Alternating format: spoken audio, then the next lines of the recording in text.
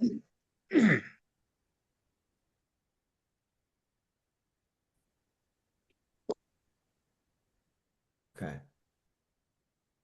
So, Miriam, thanks very much for coming along and speaking to us here at Pulmonary Fibrosis NI.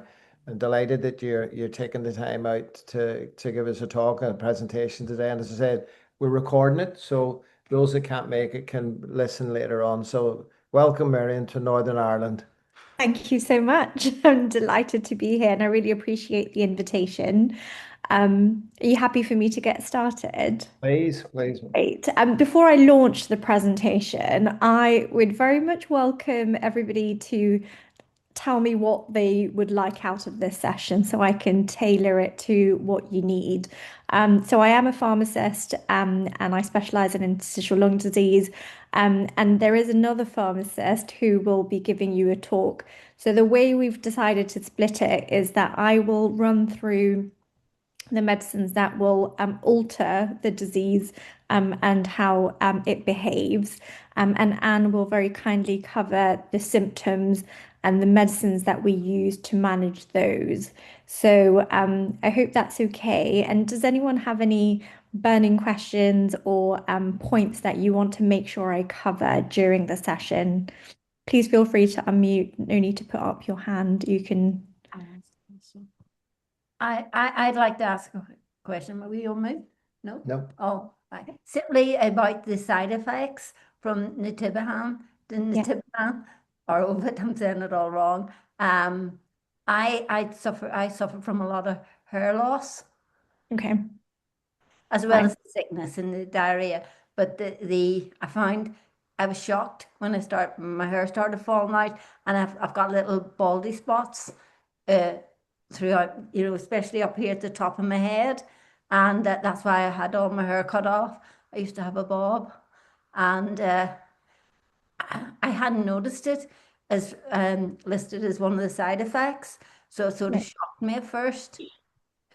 You're absolutely right there. So I will talk through the Yeah. side effects that we know about, but you're absolutely right. I don't think hair loss is listed. It doesn't mean that it's definitely not related to nintedanib, but actually we might need to look at your other medicines or other things going on that might have an influence. Thank you. I'll make sure I talk through it in the presentation.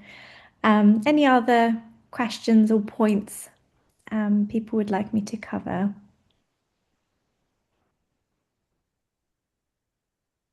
No. Okay, fine. Let me share the presentation. I will always welcome a degree of interaction, so please don't let me speak at you for a whole 45 minutes. So feel free to unmute. If you prefer, put up your hand and I can take questions as we go along. Right, okay, so let me know if you can see this in presenter mode. Yes, brilliant. Okay. So as I mentioned earlier, we're going to cover the things that we think about when we're prescribing medications.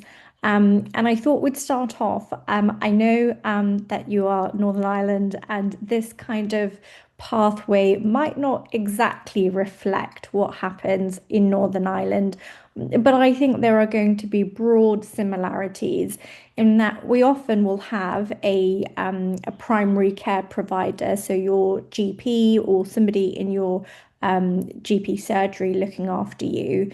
And often when we first feel that we have symptoms, we may go to our GP and report them. Um, and then there are a series of investigations that you might remember having in your local hospital. So that could include a scan of your chest. It could include the lung function test, the blowing test, or blood tests, and thinking about the picture as a whole. And then in England, we have specialist centres. And I know that in Northern Ireland, I work quite closely with Nazia Chowdhury. There are, although they're not called specialist centres, there is a multidisciplinary team discussion where people and the investigations are discussed, and there is an agreement between lots of specialists in the room to say this is the diagnosis.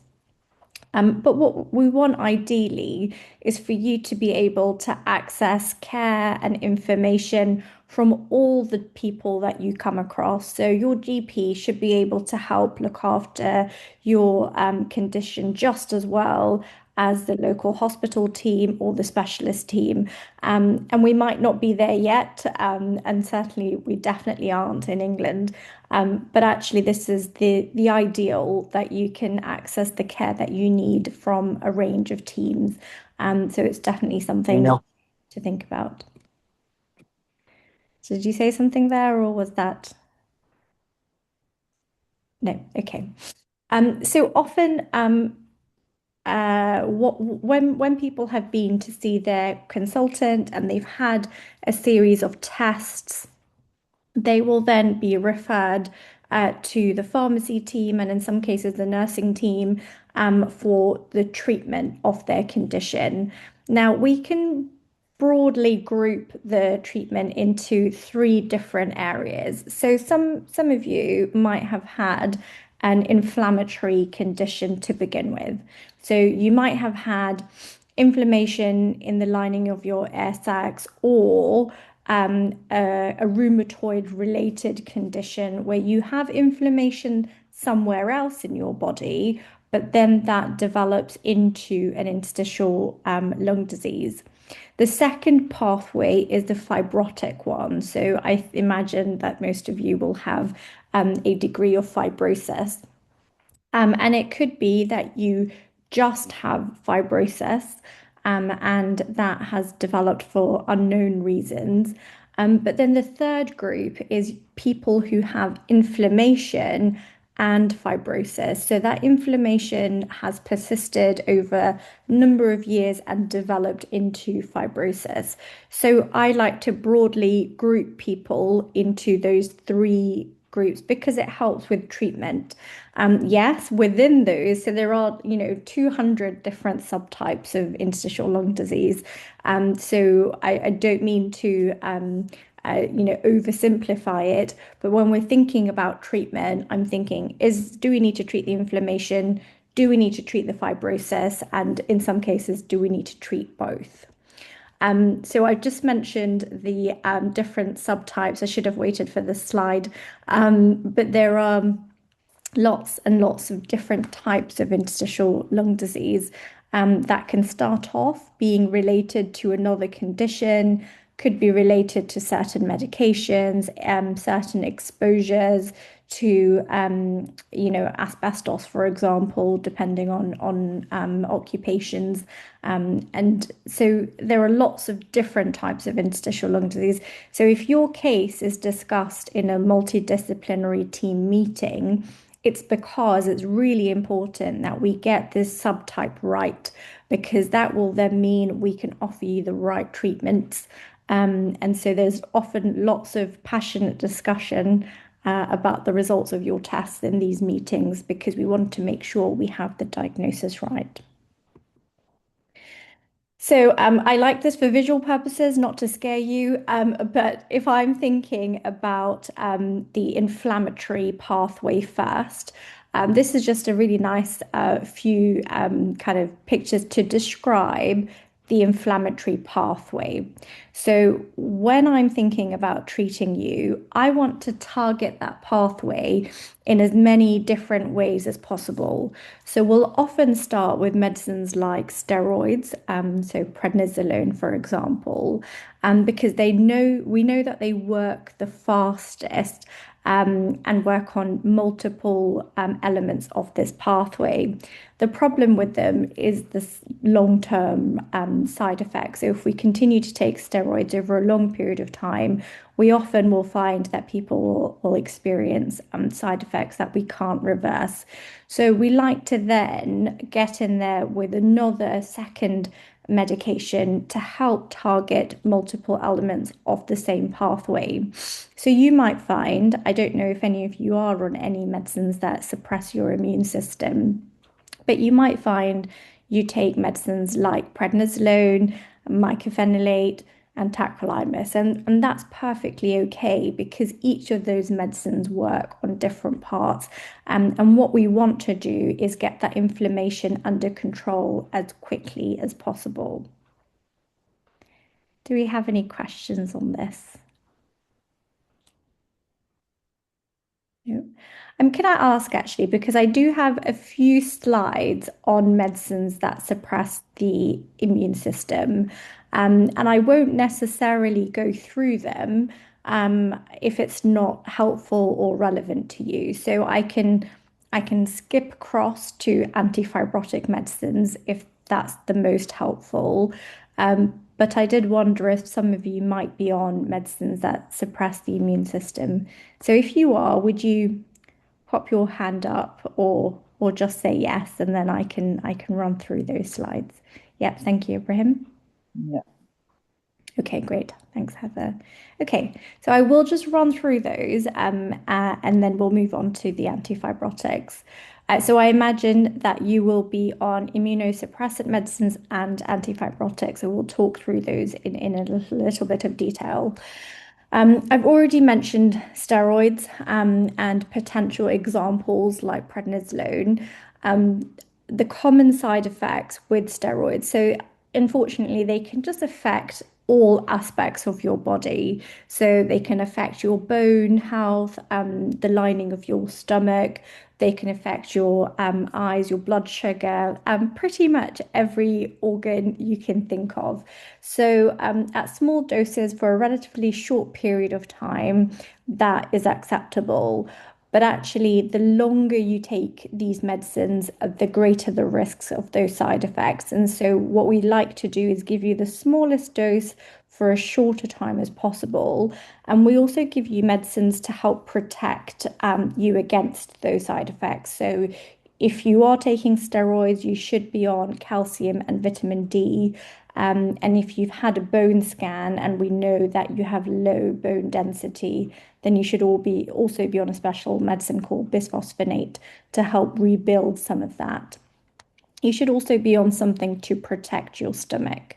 So lansoprazole or omeprazole or any medicine that ends with zole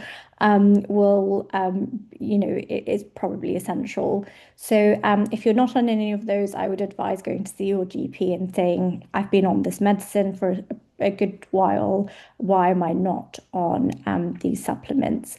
And as I mentioned earlier, we would try and stop those as quickly as we can. But some people do continue on a small dose for a longer period of time. So I'll talk through mycophenolate, which is probably one of our most commonly prescribed second agents. And it's most common because the side effect profile of it is pretty good. So most people can tolerate it. And the main side effects are usually when you first start taking it. So you might find you have an upset stomach, nausea, or diarrhea. But as your body gets used to the medicine, those side effects tend to go away. So I often try and help you get through the first few weeks because if you are going to experience the side effects, it's usually then. And I'm happy. So if you take mycophenolate and feel that you have some nausea, I'm happy to give you a medicine to help control the nausea because it won't be that you need to take it forever. We just need to get your body accustomed to taking mycophenolate. But we do need to monitor your blood test on a regular basis. So it's more frequent to begin with, so every fortnight.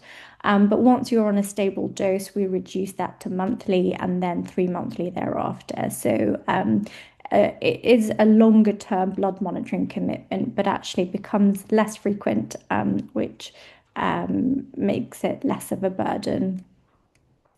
But then some people might not tolerate mycophenolate or actually might need a second agent. And so we do have a range of other medicines, like, for example, methotrexate, which is a weekly tablet. We usually use this for people that have sarcoid, as their primary condition, and then they sometimes develop fibrosis on top of that. So again, with methotrexate, we are going to be monitoring for any side effects.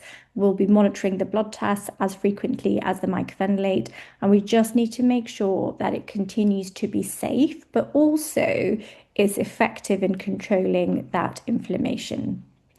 A third option is called azathioprine. We have a little bit more of a bit more monitoring for this. We just need to test for a certain enzyme to make sure that your body can process it. So sometimes if you're started on azathioprine, you might hear the consultant say, I just need to do a test first.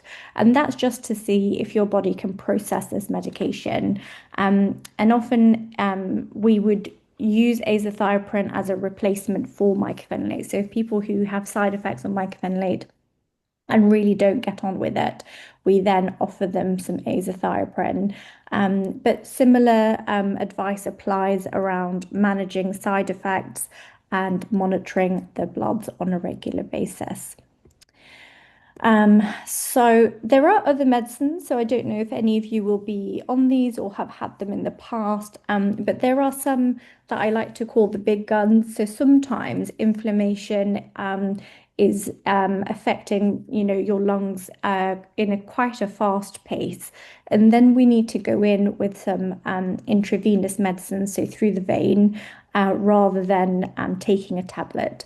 And so there are three medicines that we might use, so cyclophosphamide, rituximab, or infliximab. You might have had these right at the beginning of your diagnosis and your treatment. But often, sometimes, if things aren't under control, we can still add them in later on down the line. And then, yes, based on any other diagnoses that you might have, you may have other medicines. But if you are on any of these, let me know at the end and I'll run through those. So as a pharmacist, when I'm prescribing these medicines, I'm thinking about the fact that we're giving you a medicine to lower your immune system. So that might mean you're open to picking up more infections. And if we're giving you really high doses of immunosuppressants, then I think you should be on a medicine called cotrimoxazole. And this then prevents you from picking up this superbug called PJP.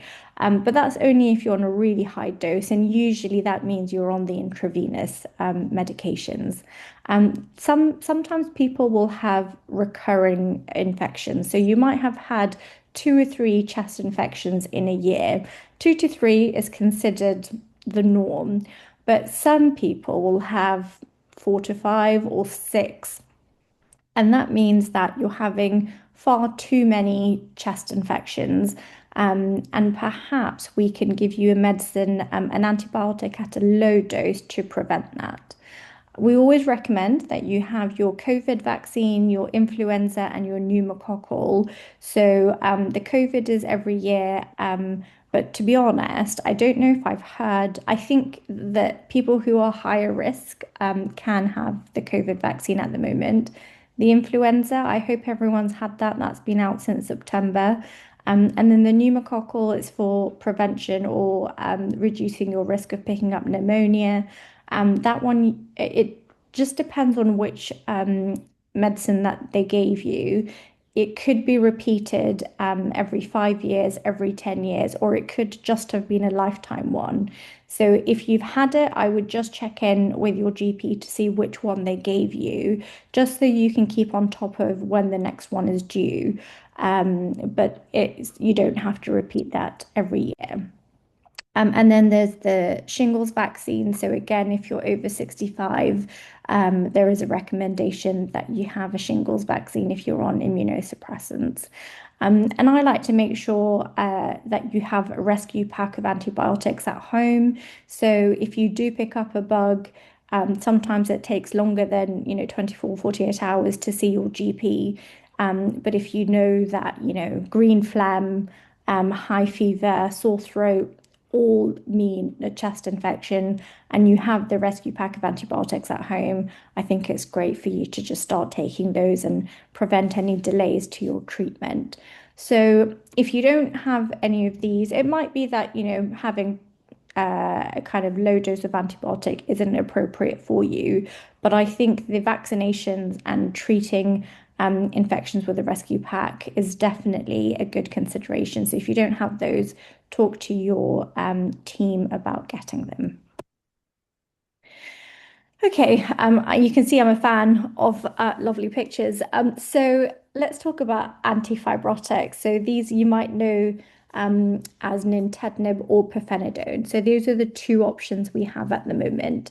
And I like to think of the process of fibrosis like healing of a wound. So imagine you cut your hand and there's lots of blood gushing out. The cells in your body will rush to that opening to try and clot that bleed. And so what you might find is that you form a scab.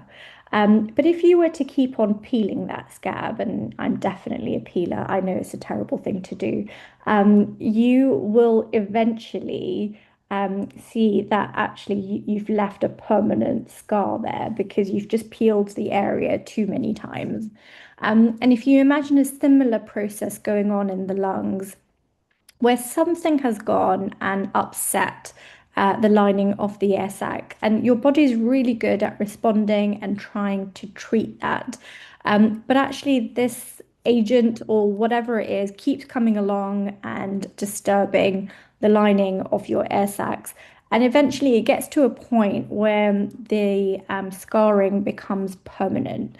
And there is nothing we can do to reverse that. So the medicine treatment that we have available is to try and slow down that process. So again, it doesn't stop it and it doesn't reverse it, but it certainly tries to slow it down and ultimately give you access to as much lung as possible. Are there any questions on the process of fibrosis and where the medicines come in?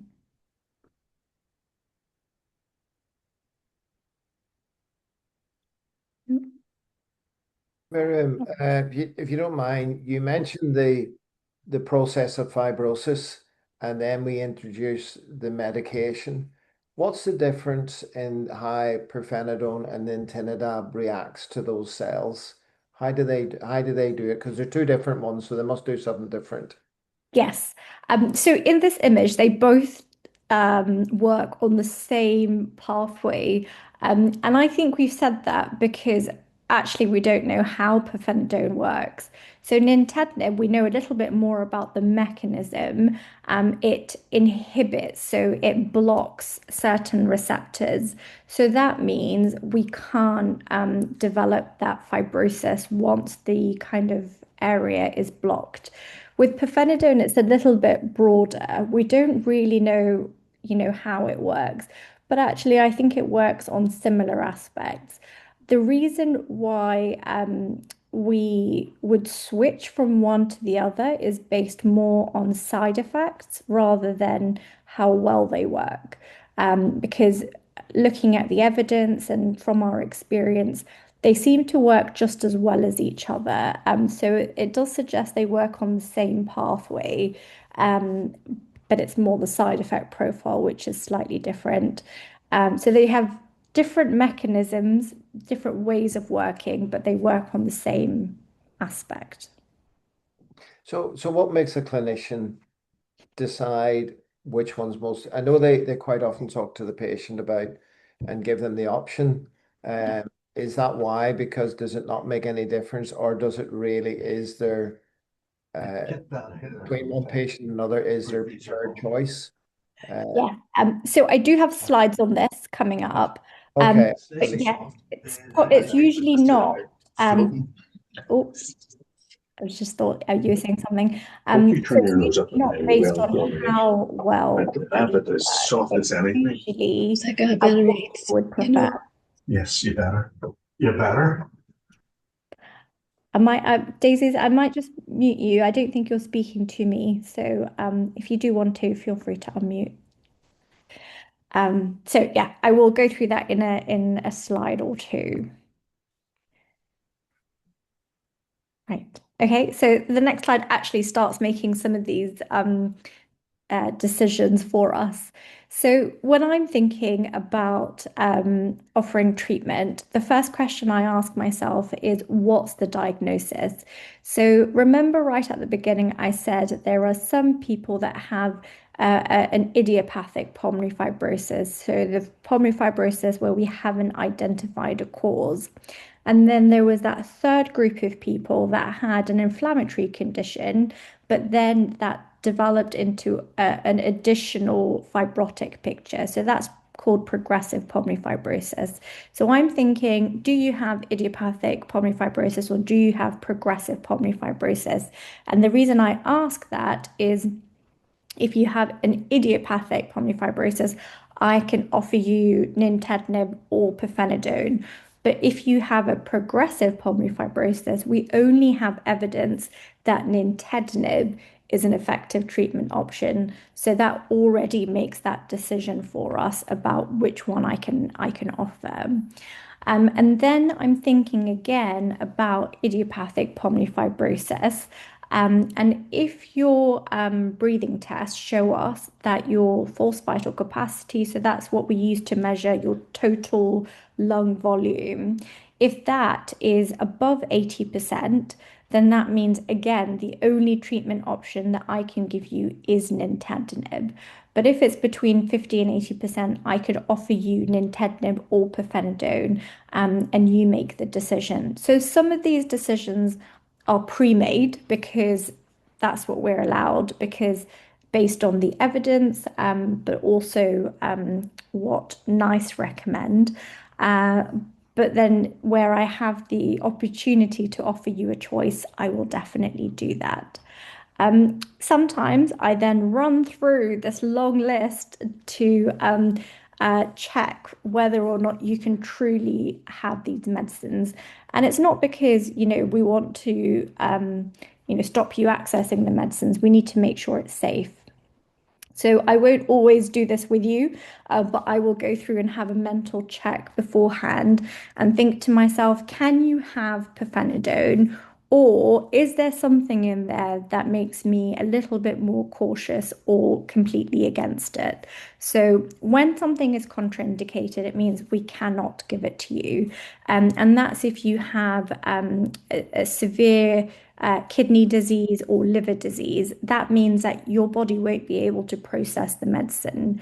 And again, if you're allergic to anything inside pirfenidone, then that means we won't be able to give it to you. But then there are other elements where, if you have other medicines that will affect your kind of ability to process that medicine, then we might be a little bit cautious. But I will suggest that, this is a treatment option for you.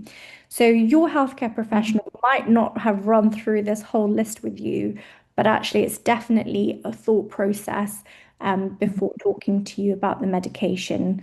Similarly, with nintedanib on the right-hand side, if you're allergic to peanut or soya, I'm definitely not going to offer nintedanib to you because you'll have an allergic reaction to it.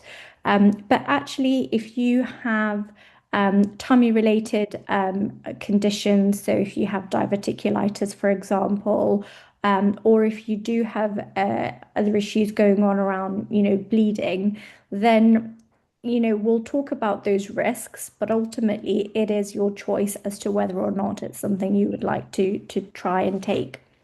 So yes, we'll always run through what, suggests you definitely can't take it. And so sometimes you come into the room with me and I say, right, so we're going to talk today about nintedanib, but that's because I know that, your kidneys won't be able to process pirfenidone. So I'm not going to offer you that as a choice.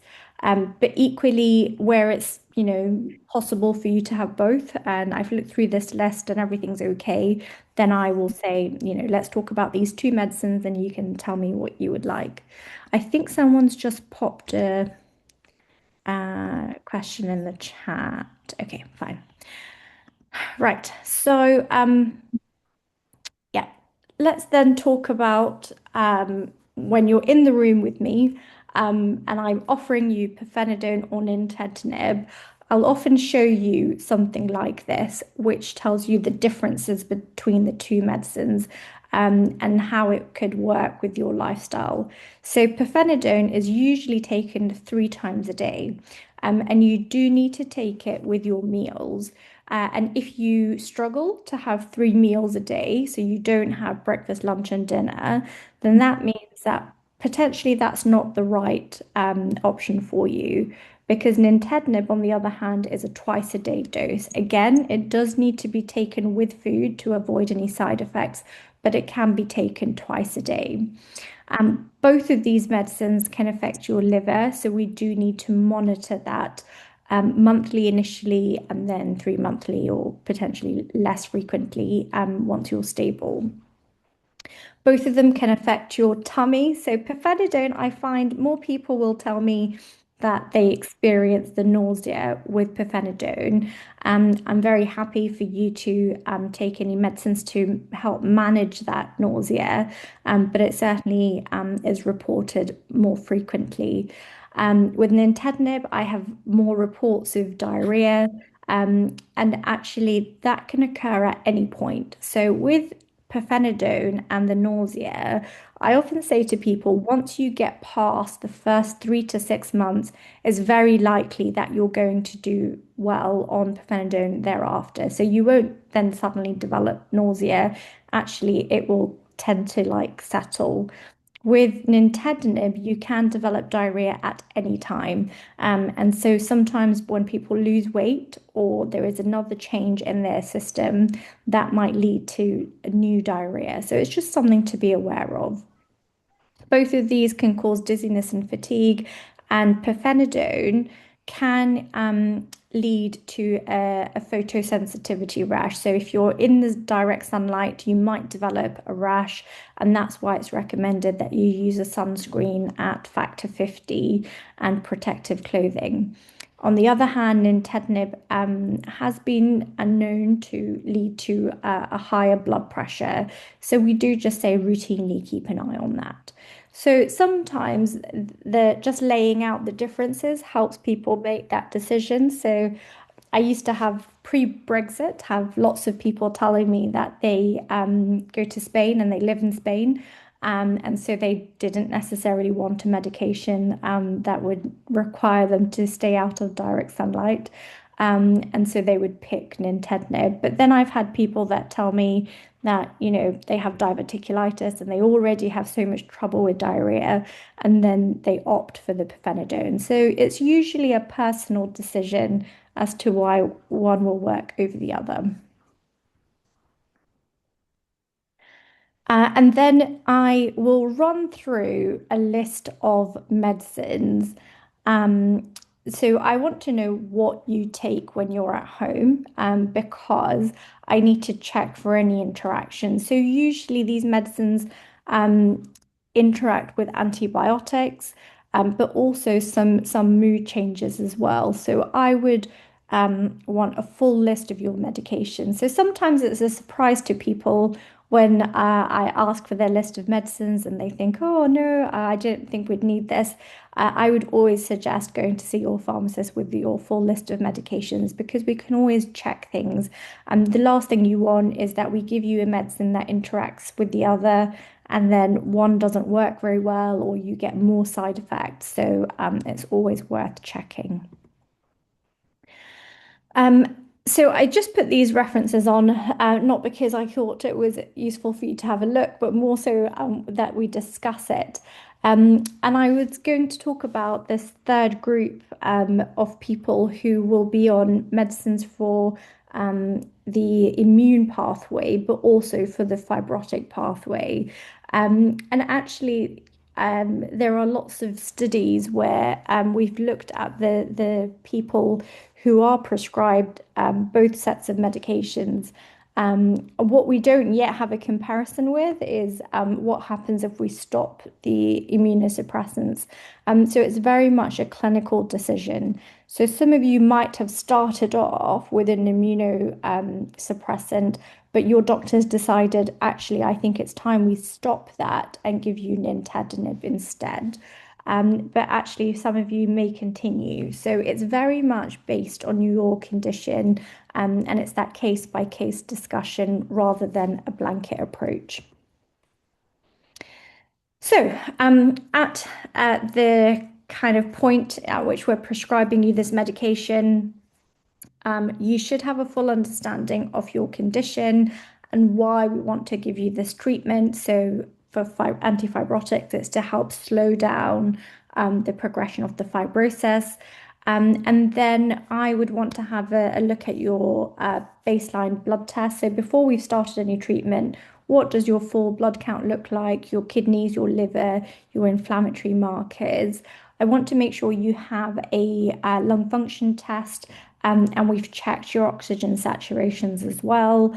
I want to know what your other medications are, as well as what your living situation is. So all of that will be done by your pharmacist, nurse, or other healthcare professional in the team to make sure it's safe for you to go ahead with the medication. And then when people come and see me, I run through everything again because, it's quite a lot to take in. And I often will run through your understanding of the diagnosis and what it means. So we think about these words: idiopathic pulmonary fibrosis, interstitial lung disease, and that's your condition. But actually, what does that mean for you? So essentially, does it mean that you're more breathless and you have symptoms like coughing? Does it mean you're able to walk a little bit less? What does that actually mean? We'll talk about the treatment options and why you should consider taking it, how we monitor the condition, but also how we monitor the treatments, and what happens if you don't have treatment, because I often will get asked that question. So I'll run through and, tell you actually we can let the condition progress at its current rate, but actually that will mean that you develop more symptoms and it's harder to do things. And then we'll always run through the side effects and how we manage them. So if you haven't had this chat with your healthcare team, I would definitely raise it with them the next time you go and see them, because they might be able to tailor it to you and your needs a little bit better. And then as I mentioned right at the beginning, I would ideally want you to be able to access the same care across the board. So whether it's at your GP surgery or at the local hospital, or with your community respiratory teams, you should be able to access the same level of care across the board. And potentially thinking about monitoring yourself at home and your condition. So I mentioned earlier about looking out for signs of chest infection and starting your rescue pack of antibiotics as quickly as possible. But actually, as technology is developing, and certainly an area of interest for me, considering the use of those oximeters at home to monitor your condition, and potentially home spirometers if that's something that your local hospital team is signed up to. So there are lots of things we can do to help keep an eye, and actually some of these things you can do yourself. There are a range of information leaflets. So Action for Pulmonary Fibrosis and Asthma and Lung UK, and there's a whole range of leaflets on these immunosuppressant medicines that I talked about. And actually, Tom, it'd be helpful to know about the PFNI information leaflets, but I would definitely look out for the charity leaflets, because they're far better than the pharmaceutical company ones, which are very much targeted to just the medicine, whereas I like a more holistic overview of how we can help you manage your condition. that part isn't very useful. I just wanted to touch on the future. There are a few medicines that are coming onto the market, and the next one that we can expect is this medicine called nerandomilast. And this definitely has a different mechanism of action. We talked about nintedanib and pirfenidone being broadly, similar. But this one is quite different. And so the intention is that it is added on to nintedanib and or pirfenidone. So we don't know yet what the approval will be for, but actually it's quite exciting to have a new medicine potentially available in 2026 to help manage the fibrosis linked to idiopathic pulmonary fibrosis or progressive pulmonary fibrosis. So they did test in both. The other development is in a nebulizer version of pirfenidone. So there is, some suggestion that taking the oral pirfenidone leads to lots of tummy-related side effects. And so there has been a nebulizer that was developed and is now in, I think, like the last stage of testing before we talk about potentially bringing it to patients and it actually being used in clinical practice. So those two are probably the most promising. Nerandomilast will hopefully be available next year, but actually we might have the nebulized pirfenidone soon as well. And there's lots and lots of research going into developing medicines for interstitial lung disease and for the fibrosis element, because we fully appreciate we still haven't cracked the code. We aren't able to reverse fibrosis. And I think that would be the goal, to find something that stops it and reverses it. So that's the end of my slides. So I'll stop sharing and I would very much welcome a discussion. Are there any questions? Hey, Marium. I was on nintedanib for 1 week when I took a pneumothorax. Hospital for 10 weeks. That was all 18 months ago, and I haven't had any treatment since. Do you think it would be worth my while trying the pirfenidone? I chose the OFEV, Yeah. Do you think it would be worthwhile trying the other one now? I'm on no treatment at all at the moment. I haven't had any treatment for over 18 months now, So was the nintedanib stopped because of the pneumothorax, or it was just, you were just too unstable for us to start anything at all? I'm not really sure. It was a sort of joint decision with me and the consultant that Yeah. I wouldn't take any more OFEV. But we never actually discussed maybe taking the alternative. Okay. I would So definitely, I don't know whether I was too unstable. I may have been at yeah. that time, Yeah. So I would definitely have that conversation with your consultant to say you've not had anything for 18 months. I don't I don't think there's any evidence that nintedanib leads to a pneumothorax, or if you've had a pneumothorax in the past, you shouldn't have nintedanib. So I think the two are unrelated.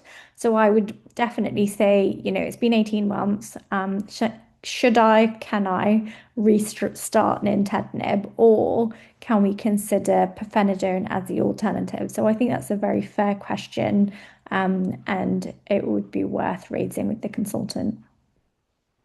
Okay, thank you. Okay. Marium, it's Jerry here.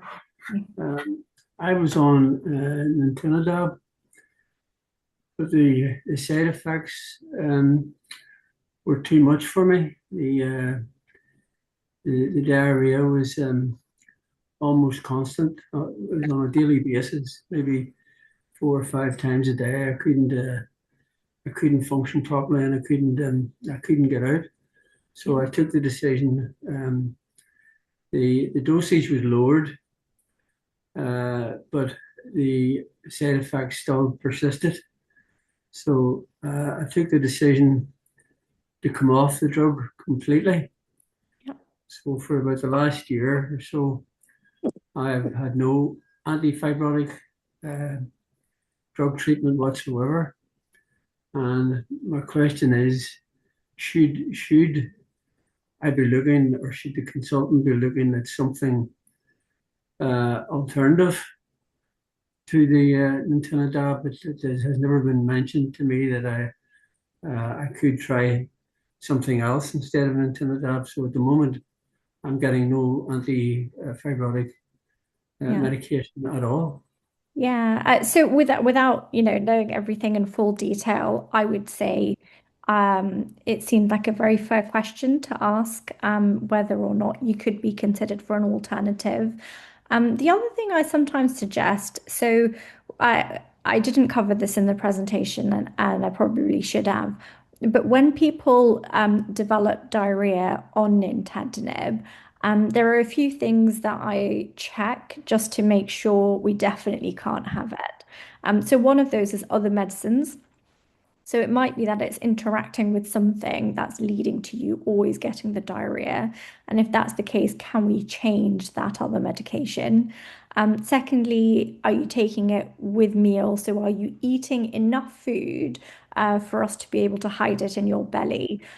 So what I normally suggest is if you're having toast for breakfast, have a slice of toast, then have your nintedanib and a second slice of toast. So we trick your tummy into not knowing it's there. And then the third option is using medicines like Imodium. So, can you take an Imodium every day to regulate the bowels? And so, some people take one capsule every day, and that helps keep everything under control. Or, you might need top ups in the day. And then the fourth thing is having a break. So, you've definitely had a long enough break. So, it might be that as it's been quite some time, you talk to your consultant and you retrial nintedanib with all of those measures and having it a daily Imodium, or because you've raised it, your consultant thinks actually that's a good idea. Why don't we try pirfenidone? So I think it's definitely worth discussing with your consultant and coming to a decision together. Thank you. Right. Miriam, if you don't mind, I've just a quick question, and you touched on part of it there, and that's about diet and time of day, etc. I would just be interested for you to share your thoughts on the importance of when you take your medication, how you take your medication, and what you take it with. Yeah, that's a great question. So, I think the recommendation for both these antifibrotics is that you take it with food. And with food, sometimes people will say to me, "Oh yeah, I had a biscuit," but biscuit is not enough. So, having something more substantive. So I mentioned toast, or your evening meal, and kind of burying it in there is a good idea. The leaflet talks about having this 12-hour window, which I'm not a fan of because I don't know if anyone else has breakfast at 9 a.m. and dinner at 9 p.m. I don't think that's the case. So I normally suggest that you have your morning tablet at breakfast, and whether that's whatever time it is, 8 a.m., 9 a.m., whenever. And then your second dose, your evening dose at dinner time. So that could be 5 p.m., 6 p.m. And that tends to work for most people. So asking you to change your meal times is going to make you feel quite sick. But actually having a shorter window between your nintedanib doses is usually okay. So I'd normally say have it with meals, eat enough in order to be able to trick your tummy a little bit. Um, and then diet wise, so some people will tell me that they have identified certain foods that can lead to that diarrhea. So, for example, they say, when I have porridge for breakfast, I'm not saying porridge is the problem, but when I have that for breakfast, I then experience more diarrhea that day. So, they've put together a food diary and they've recognized that certain foods don't really work for them whilst they're on intensive. So if you're able to do that, if you're struggling with the diarrhea, keep a little bit of a food diary and understand which foods lead to you developing the diarrhea, and try and cut those out. Not to say just don't have all, but reduce the amounts. I just have one other question, Miriam, if you don't mind, regarding the new drug Andomalas that's coming out and is out. As we know, it's been FDA have approved it. We're coming for European and UK approval. Did I hear you say, because I am aware that some of the trials, patients were given it on top of an existing antifibrotic drug, so they were taken both together. Is that what we're hoping will happen through NICE as well, or do you think it'll just be a standalone drug?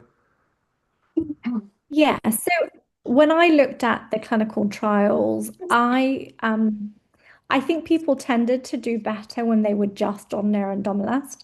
But I think in some aspects, there is some benefit to taking nintedanib and nerandomilast.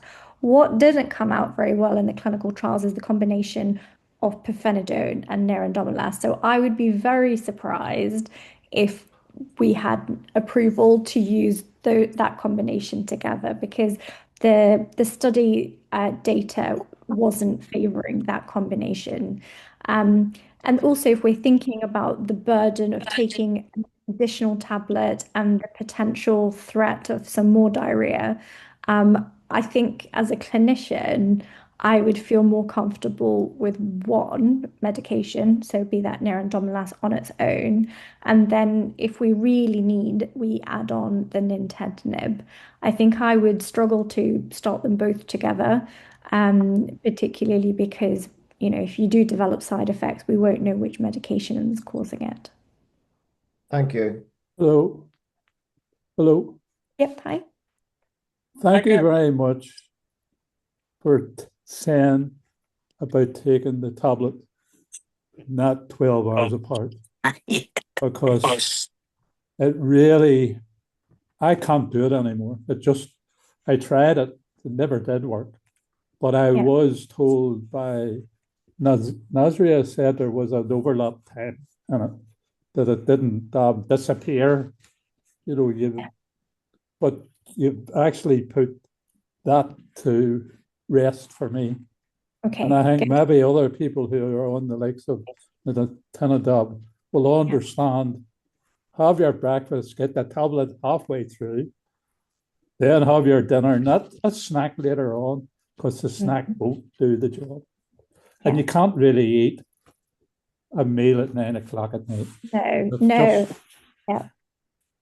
So thanks very much for that. Okay, I'm glad. And I've had this conversation multiple times with people who struggle with that. So I'm glad.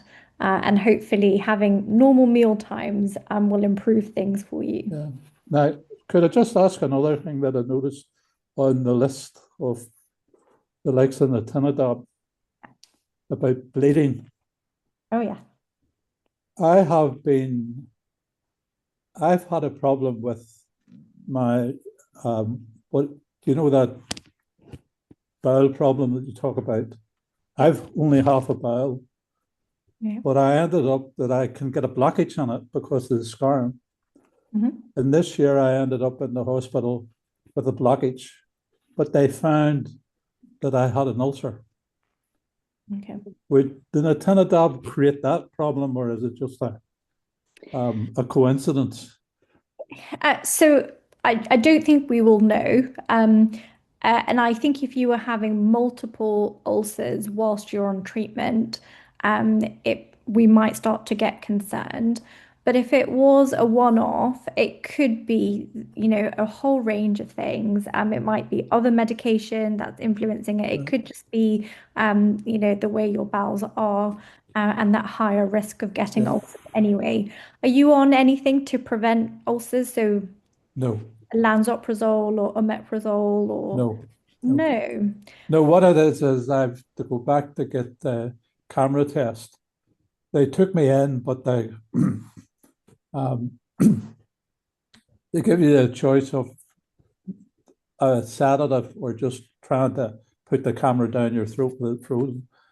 Well, because my wife's disabled, I went for the easier one, or the shorter one. but I couldn't get the camera down my throat. But I haven't had a referral back again yet Okay. to see what's going on, you know. Yeah, either way, even if you don't have a test, I would still ask your GP to give you something to prevent further ulcers. And there is a medicine that can do that. Right. So I would just try and get on that if that's Okay, then. Thanks very much. great. Right. My question is, I'm using an Nintedanib, and I see it gives a sort of, we lose appetite and don't feel like eating. And with that, we do lose weight. And that's what I did. I was trying my best to eat whatever I could. But did I just need a little bit clarification there? Did you say when we lose weight, then we get diarrhea with that? Or is it, or did I pick it up wrong? No, you're right. So it's not an absolute that if you lose weight, you will develop diarrhea. But usually, if somebody takes an nintedanib for 12 months and at 12 months develops diarrhea, I then ask them, have you lost weight? Have you been diagnosed with another condition? And it's usually a change in the body that leads to new diarrhea 12 months down the line. So yes, I think I don't know if you've seen it, but there's a really, really good leaflet produced by Boehringer Ingelheim on appetite and the types of foods you can eat. I really like it because it gives you really easy suggestions of what foods will give you the most kind of calories. So, eating things like avocado, for example, or it just gives you a really good breakdown, something about using double cream instead of, as an alternative. So, if you haven't seen that already, I would ask your consultant or your nurse to give that to you. There's an electronic copy as well. I don't know, Tom, if you can save that on the website. I can forward it to you. But I just think it's such a gem of a resource because I think it will help you know which foods will give you the most calories. So if you are struggling to eat, having a little bit of something highly calorific is going to be really good. And eating smaller meals more often. So rather than trying to have breakfast, lunch, and dinner, having a small breakfast, something small at 11 o'clock, then another small thing at 1, 4, and then 6 will help you get more calories in. Just to answer that, Miriam, we do have the BI leaflet. I've seen it, and we do have information on our website about it. And also on the website, there's a talk from a dietitian in our Western Trust who is an expert on ILDs as well in diet. So she goes through and kind of follows a lot of the information that's in that booklet as well. So, thanks very much for that, Miriam. It is an excellent booklet. It does give some very good advice. Yeah, great. So, yeah, Ibrahim, if you haven't seen it, I'd definitely. Yeah, the other point was that I'm using a lot of cocodamol from 6 to 8 a day. So that then gives a lot of constipation as well, I think. And I have already that tendency I've always had in my life. Yeah. So sometimes it's that, and then suddenly there's the diarrhea problem started, which was fixed very quick. I mean, I had lost a lot of weight. Now I'm fine, but it's the opposite with me. I don't get diarrhea normally. Yeah, and actually, so codeine, sometimes we use it to help control diarrhea, but also we use it to help control the cough related to the fibrosis. So very happy for you to continue on that. Yeah. Thank you very much. Thank you. Great. Just a final thing, Miriam, about vitamin D. Oh, yes. We talk about the climate we live in, and also sometimes we might be concerned about taking vitamin D when we're taking other medications. What's your view on the people with ILD, pulmonary fibrosis in particular, taking vitamin D as a supplement? Yeah, so I think it should be in all of our diets to have the supplement because we just don't. The only source of vitamin D is sunlight, and we unfortunately don't get enough of it. The only occasion that you shouldn't have a vitamin D supplement is if you have an initial diagnosis of sarcoidosis. So that's a type of interstitial lung disease. And if you have that, then we shouldn't be having vitamin D.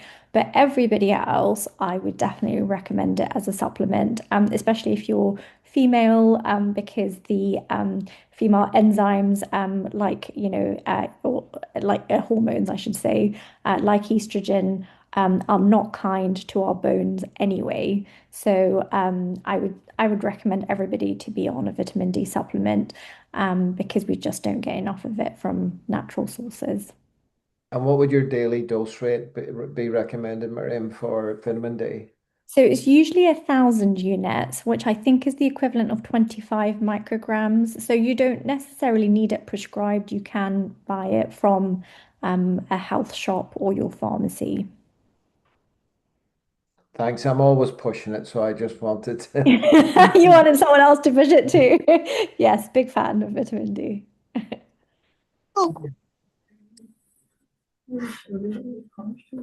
Me, Mariam. Sorry, I missed that. Mariam, could I ask, when you mentioned about the rescue pack of antibiotics for chest infection, is there anything other than amoxicillin you would recommend? So we have to follow local guidance. So I, live in London, and so our biggest bugs, amoxicillin is our first line, and then sometimes we use doxycycline, particularly for penicillin allergic.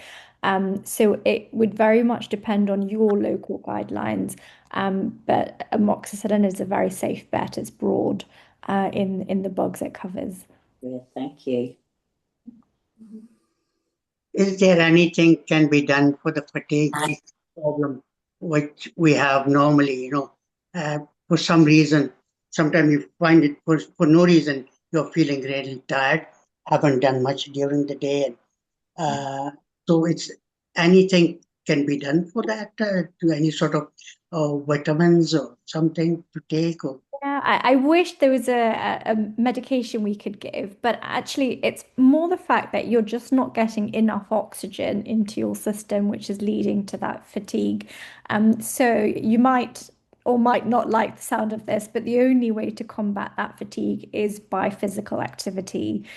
So the more you walk and physically exert yourself, the more you'll be able to do. And I'm a huge fan of fresh air and going out for a walk, to try and combat that. But I fully appreciate it's not easy for everyone. No, I've seen it practically. It is the day I'm sitting more, it gets worse. Yeah. The day I'm more active, it's not too bad then. That's right. Yeah. Yeah. We need to train the body and, keep it going. Yeah. Thank you. Right. Marium, I'm conscious of time. Is there any other questions? No. No, Marium, thank you so much for today. That was excellent. It was very informative, and even though the information on your slides was so simple to follow, I found the first one was a wee bit technical. Yes. But whenever you were able to show the advantages, disadvantages of the different, that's the first time I've actually seen it displayed in that way on one of our patient group meetings. So I would imagine that everyone got an awful lot out of your slides and the discussion today. So I'd like to say thank you very much for coming along and, with your smiling face and providing so much good information. So thank you very much, Marium. Really Thanks appreciate for having me. it. Thank you. I appreciate it. And I'd always be willing to answer any questions if you think of anything later. Tom, if you could relay that, I'd be really. I would. Any questions they think of later, I'll pass them on to you. Thank you very much, Marium. Thanks. Thank Very Thank you very much indeed. Bye now. Bye. Thank you. Uh, you.